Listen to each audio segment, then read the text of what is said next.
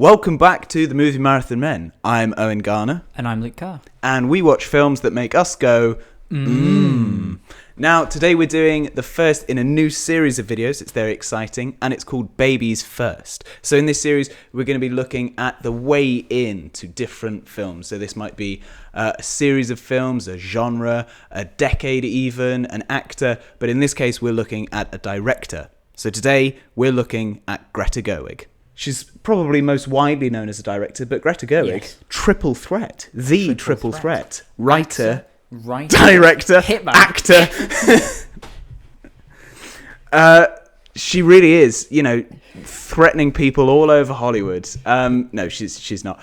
She's great. She's threatening the right wing of America, I hear. Oh, is she? And all men. Yeah, oh, yes. Yeah, no, I've heard it's her war on men. Yeah. Yes. Yeah, she clearly hates men, and it doesn't matter that most of them went to see her. We finished with this video, though, so that's okay. But you are correct. When we're talking about these different directors or actors, whoever, we're first going to cover what's going to be the catalogue up for discussion. So yes. Greta Gerwig started her career earlier than I think most people would think. Yes. So her first film, Nights and Weekends. Yes, I think it was 2006. Yeah, that's way earlier. It's pretty much his first film with a major credit. I believe she's on something in 2005 as herself on IMDb. Right. Sorry, let me clarify. Her character's called Greta. Right, yes. I did no further research. Yeah, that is often with a person's first role. Yeah. They're often called just their name. Yeah, and it's funny the same for this channel as well, because I've introduced myself as me. So we're starting at Nights and Weekends. And so we should say that she's often paired with someone as a writer. So the first few things she did with Joe Swanberg. So the two of them wrote and directed that. And then she was in a few movies. I think Hannah Takes the Stairs. I think that was directed by him and starring her, written by her. Yeah. And then another collaborator, Noah Baumbach. Who she paired with in various ways. Yes, she absolutely did. Legally last year. Yes. But immorally, according to the Christian Church, several years before that. So they obviously most recently wrote together on Barbie, but they've been writing on films for ages. Miss America. Others. Greenberg. Did she write on that as well? I think she wrote on definitely Frances Ha. Yes. Yeah. Probably White Noise. She has also worked with other people, which is important to say. So she was in the film Jackie. Yes. She was in 20th Century Women, and others. She was in a film called Wiener Dog. I saw that on her credits, and somehow I didn't think it was going to come up in this video. No, but it made me laugh. Yeah. Now we have an opportunity actually here in our first ever Babies First. I can tell you the first film not to watch with Greta Gerwig in, and that's the first film that I saw with her in. It's the Russell Brand movie, Arthur. So, yeah, sorry for the jump scare there. So don't watch that as your first one, because it's a remake of the probably already problematic 80s movie starring Dudley Moore. It's about a... I really shouldn't be talking about this film for as long as I am, but it's about this is the intro. This is where retention matters. Another film that we're also going to be talking about today, Maggie's Plan. Yeah, which I believe is her... 20th Century Women, maybe? That or Maggie's Plan came out the same year. And I think that was the last film she was in as an actor until White Noise. So she went for about 6 years without acting in anything. And I think that's probably why a lot of people think of her as a director. Yeah. So Lady Bird, Little Women, Barbie. Yeah. It's wow, who's this director? They've come out of nowhere. And actually, she's been... in the industry for, at that point, literally already 10 years. Yeah. So I think Lady Bird was about 2017. Yeah, it was, yeah. She didn't come out of nowhere. She's been coming for a while. Yeah, she had. Just ask Noah Baumbach. So what have you picked for release date? And I want to hear the release date as well. Well, in my opinion... Yes. What is it? Nights and Weekends? Nights and Weekends. That came out first. That did come out first. In my opinion. I couldn't watch Nights and Weekends. Yeah. Because it doesn't exist. It's not on any streaming service. I can't rent it. I can't buy it. I couldn't even find it in the places that you're legally not allowed to find it. Which we never look. No. I could... This film drove me to the edge of legality. Yeah. And I still couldn't find it, and I still couldn't watch it. So that can't be on this list, because If I can't watch it, then if a movie doesn't play on my laptop, then we can't suggest it to you to watch. No, so yeah, I mean, in terms of release date, like really, what we're asking, well, it's a few different questions. When do they arrive? Or when is their heyday? Yeah. What period of their career is the most significant for them? Well, I'll say the beginning of Greta Gerwig, and it's quite a short stint actually when you think about it. It's probably, I would say, Greenberg. And it's sort of the role that she fulfilled in these films. Even if she was the main character, she's often the love interest to an older man who is immature and a man-child, who looks a bit like Noah Baumbach. I was going to say it, but those themes are then for the next 6 years until she goes into directing. So I think on release date, Greenberg is both the first and it's the beginning of the heyday, and then Frances Ha is the one that's in the middle of that. That's my choice for release date, Frances Ha. So it's 2012. She's been around for about 6 years doing different things, building up her sort of image, what she is, honing her craft. I think it's an amazing movie, but it's right at the beginning. Like for me, that's what sort of launches her. Yep. So that's 2012, I think. And it's sort of very representative, not to step on another category, but it's very representative of that partnership with Noah Baumbach. It's a great fit. She's in it with Adam Driver. Again, he's one of these characters who pops up in a few of these different things. It's this same sort of gang that are running around, and there's very much that feeling. In those early films, it's kind of all the same people working together and making similar stories, similar films, but they're great fun, and it feels very much like they created the roles for themselves. Like they weren't out there, so they did it, and that's why her being a writer is so significant, that she's literally just written roles for herself. She's like, I want there to be a character like this. I'll write it. And so for me, for the release date, it has to be Frances Ha, because it's right at the beginning of that, wow, here she is. Yeah, and I think I agree with you. It just took you no time to get to it, and I was rambling around. It's, I think, one of the peak films for that mumblecore indie filmmaking. Like Adam Driver wears a fedora in it. He does, and people think, but unironically, good. It's unironic fedoras. It's that era. It's that it's very Wes Anderson-y as well. It has that you're saying stuff that's emotional or really forthrightly, but with such a blank a delivery. So I agree with you. It is at the middle of that millennial sort of heyday.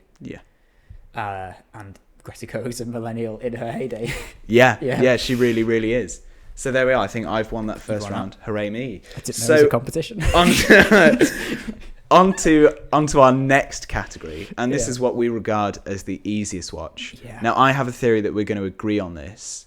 I was really worried, actually, preparing for this video, that we were going to agree on every category. So I'm glad that we haven't. Okay, good. Out of the gate. Right. I thought you were about to say you have several hot takes. No, it was just, I thought, is this going to be a really boring and short video of just us sitting here going so release date, Frances Ha. Yeah. Anyway, so easiest watch. I feel like you just summarised what we just said. Easiest watch. Yeah. I've said Maggie's Plan. No, I disagree. So disagree. No. You're wrong. Right. Explain yourself. Make your case. It's Barbie. It's a blockbuster. Yeah. It's a blockbuster. It's easy to watch. It's quick. Yeah. You've got everyone full charisma. Yeah. It's got musical breaks. It changes scene rapidly. The story's easy to follow. The characters are broadly not necessarily one note, but they're not necessarily going through huge arcs you have to pay attention to the whole way through. You just see it. It's funny. You're not having to find meaning in it. People tried. Yeah. But it's just a good time. The worst thing you say about Barbie is it's not deep enough. It's focusing on the fun. Yes. I just think that it being one of the more, probably the most out there of her films. Well, maybe White Noise. I don't know. But it's just one of the most high concept. For me, why I think it's Maggie's Plan, it's just a rom-com. It's just a rom-com, so it's Greta Gerwig in the lead, across Ethan Hawke. Yep. You've got like supporting characters like Maya Rudolph and Bill Hader. Like they just come into a scene. Moore as well. And Julianne Moore as Georgette, and she is so. The reason that I think it's an easy watch, also just in terms of rom-coms, is that the humor is a bit more subtle than other rom-coms. It's not like somebody sits on a muffin in like a light dress, and then they stand up and it looks like they've messed themselves, and then the love interest comes in and goes, gosh, sorry, I'll leave you to it, and they go, no, it's not what it looks like. I didn't know you'd been reading my script. but the comedy is stuff. It's just a lot more. It's like subtle looks from Greta, and it's the most like rom-com fair thing that they get to. And I love rom-coms, but most of the time you're not supposed to take them like actually as like, oh, and this is how it actually happened. Yeah. Whereas Maggie's Plan feels like it could have actually happened like that. The most like sort of tropey broad thing is Julianne Moore's accent. But she's reined it in just enough that it's not caricature.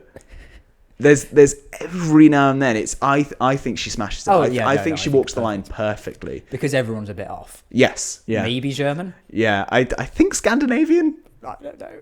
I think she went to Europe on holiday. Yeah. Where did you go on holiday, Julie? Europe. And they go, oh, right, where? Right in the smack of the dab. And she's just done a sort of cast her net kind of accent. Yeah. I think that the film, you sort of know what's going to happen. It's just I will say, gentle. I'm arguing here over Barbie's 1, Maggie's Plan is probably 2 or 3. It's not like it's not an easy watch.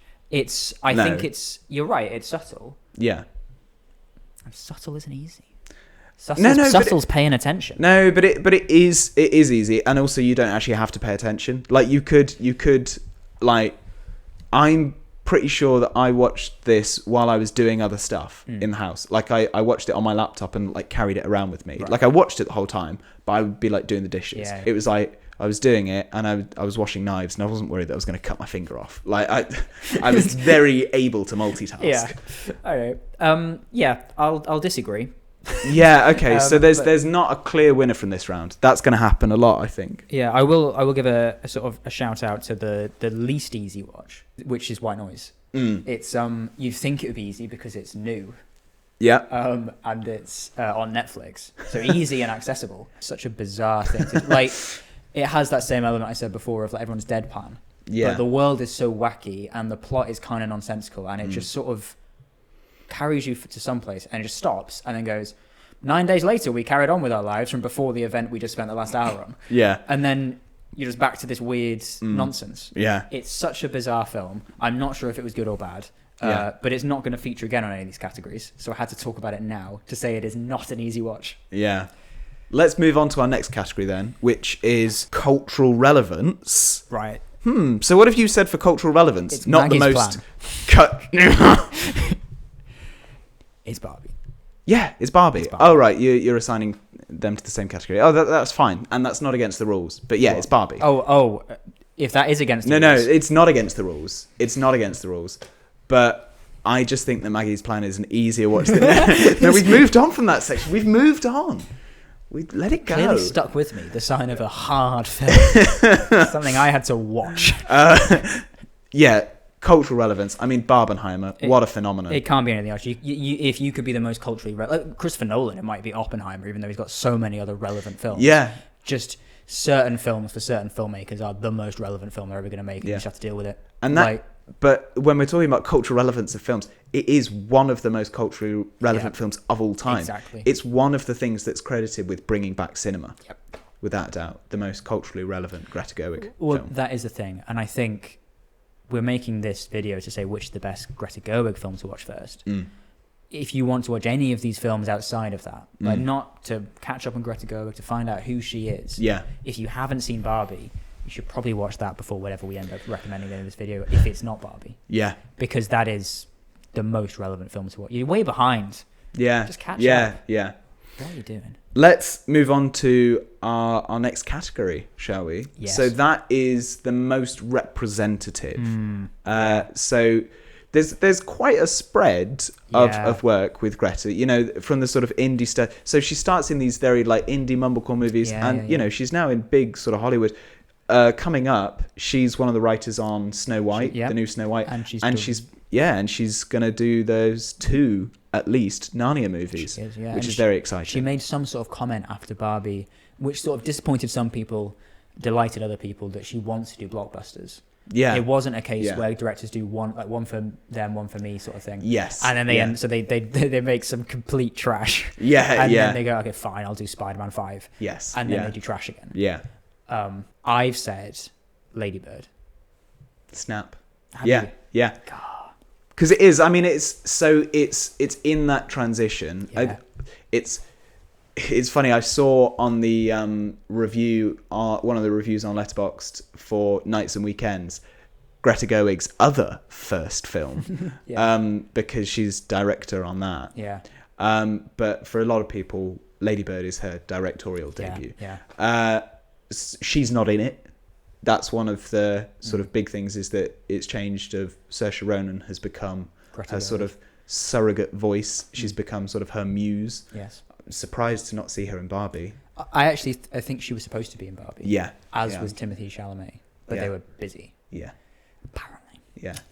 Yeah, because you know, you've got other stuff on. Yeah. You don't want to be in the biggest movie ever. I mean, actually, he probably was doing. Timmy Dune, was wasn't probably he? doing Dune or Wonka. Yeah. So Saoirse Ronan's got a film coming called The Outrun. And one called Blitz as well, I believe. Yeah, so I think she was doing 2 for her. Yeah. So probably was. And busy. Foe, which no one's ever heard of. I actually saw it. Yeah. It's her and Paul Mescal. Yeah, actually disappointing. Not Baby's first Saoirse Ronan film for you. No way. Baby's last. We'll come on to that at some point. But yeah, so we've both said that Lady Bird. It's Lady Bird. It bridges the gap. Yeah, right? Yeah. It really is the start of that like mainstream success, but it's still indie. Because it's the same sort of heart, like the message from the heart is the same in Lady Bird as it is in Frances Ha, or it is in the others. Maggie's Plan. Yeah. The easiest watch of the century. And not just of her films, of the century. And just all of her like mumblecore previous back. It's that sort of outsider young woman trying to find her way in the world. But this time she's directing the woman, not a man. It doesn't feel old when you watch it. Like the gap from Frances Ha to Lady Bird, those 5 years, feels huge just in the terms of what media we were consuming. Yeah. It is set in the 2010s, though. It is set early, yeah. But it has earlier than the 2010s. Sorry, because obviously it came out in like 2017. Yeah, it is earlier. It's set in like the 2000s or something. So it's set when Greta was young. Exactly. So it's still about Greta. So because she's from Sacramento. Yeah. I have to imagine she grew up in religious, because it comes up in all the films. Maggie's Plan as well. Yes, it does. Quaker, yeah, she goes to the Quaker meeting. She's in Lady Bird. There's a bunch of religion. Yeah. In Little Women, I feel like there's a similar sort of amount of religion, although that's probably from the book. That's probably inherited from the book. We've saved the best till last. So Luke, what do you think is Greta Gerwig's best film? Lady Bird. Yeah. I mean, there really is a case for that. I've put Little Women. I'm glad we disagreed there. Yeah, I don't know if I agree with Little Women. Like, I think it's one of these ones where I'm like, yeah, it probably is the best. It's not my favourite. See, but I think it probably is the best. I think it's difficult. I think it is difficult. They're really close. They're by the way, very close. Little Women is my number 2. Yeah. After Lady Bird, I think Lady Bird is just more focused. Yeah. And Little Women, it's difficult. Book adaptations are always hard because you're taking so much stuff and putting it into 2 hours. Yeah. And you either take what this film does, which is the whole book, and you cut between everything as quickly as possible to create a story that is the whole story. Yeah. But I think if she was writing that story from scratch, she'd cut stuff. Yeah. She'd say, I'd rather focus on just these 4 characters. Like, Emma Watson can get out of here. Yeah. I think I'm impressed by the scale of it. Exactly. And the period setting as well. It looks amazing. All of the performances are amazing. I think it is her best, but I don't... I could be swayed, honestly. It's not my favourite. This is the most cordial disagreement. But I do think it is her best.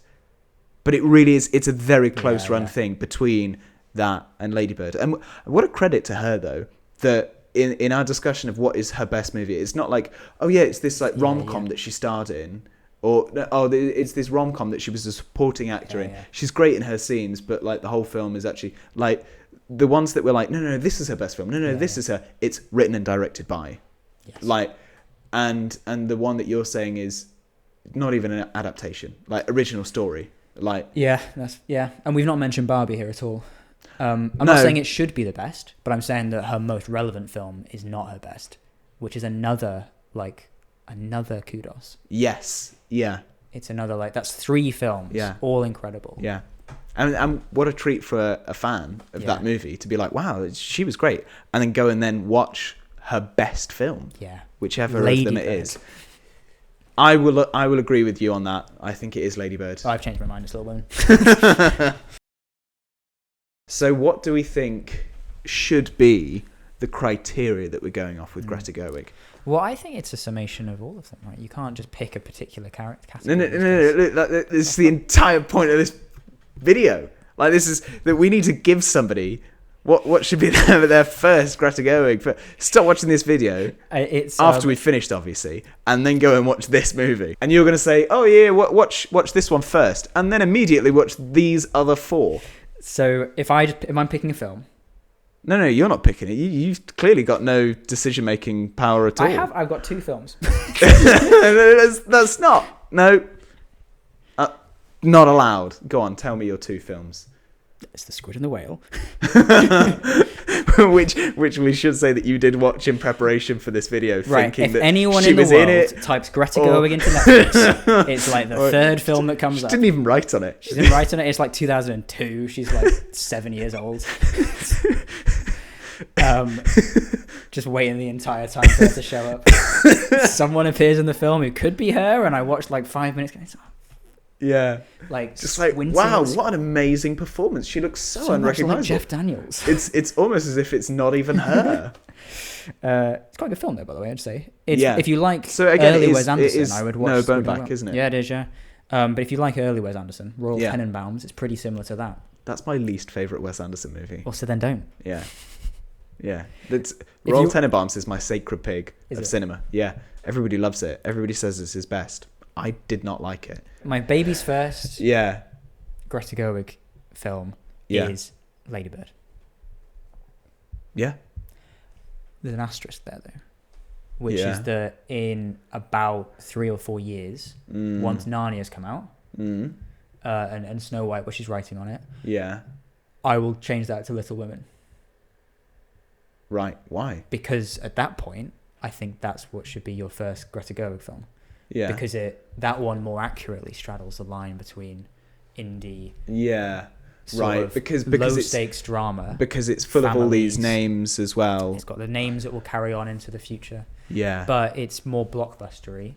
It's more. It's probably an easier watch. Not as easy as Maggie's Plan, I can't deny. But it's a family focused story in the way that her previous ones were. It's about finding yourself, your identity, all this sort of stuff. But Little Women will be more similar to Narnia and Snow White and whatever she goes on to do for the next 10, 15 years. Right now, though, it's Lady Bird. I was worried. I thought that you were going to say Barbie. No. Like, it will become Barbie. No, no. No. And I don't think it ever will be Barbie. I think that while it's an amazing movie, I absolutely loved it. I saw it 3 times in cinemas. It shouldn't be your first Greta Gerwig film because it's not representative of her enough. Like, it's so like Hollywood, which is a great thing because it's one of the best Hollywood movies I've ever seen. Yeah. It's where just like the studio clearly just made every decision right, and that was probably only one decision actually, and that was let Greta do what she wants. Yeah. It really though should not be your first watch. If it was, fine. As I say, my first watch was Arthur, which is just sort of an accidental first watch. Yeah. I mean, a lot of people went to see this at cinemas. A lot of younger people as well. Yeah. So a lot of kids went. You know, it's a Barbie movie. So a lot of kids. Would you say that kids who need an easy watch, liking Barbie, is perhaps an indication that it's a very easy to watch film? But do you think children are watching our channel? Babies. Yeah. Yes. You're right. Yes. I needed to explain this concept to you. Look, we're not actually broadcasting to actual infants. I think that I agree Baby's first Greta Gerwig movie should be Lady Bird. I think you've almost talked me round onto it being her best. It's definitely her most representative. Yeah. I think that Little Women would be a strange first one to watch. I think the period setting, the multiple characters, as you say, people just popping up for his. I think that makes it a more difficult watch. I think it's more dense. I think the language is archaic. The archaic language, I think, makes it less accessible. And with these videos, you know, we're trying to open the door, say like, here it is, here's the way in. I don't know if it ever would be Little Women. But there we are. In the future, we'll look back on this video. But it's lovely that we've agreed. Yes. It didn't feel like it, but we did. Yeah, we did. on what we think Baby's first Greta Gerwig film should be. Well, there we are. It's Lady Bird. It's Little Women. It's definitely Maggie's Lady Plan. Bird. Well, thanks for watching. Please remember to like and subscribe, as it really helps us. And until next time, goodbye.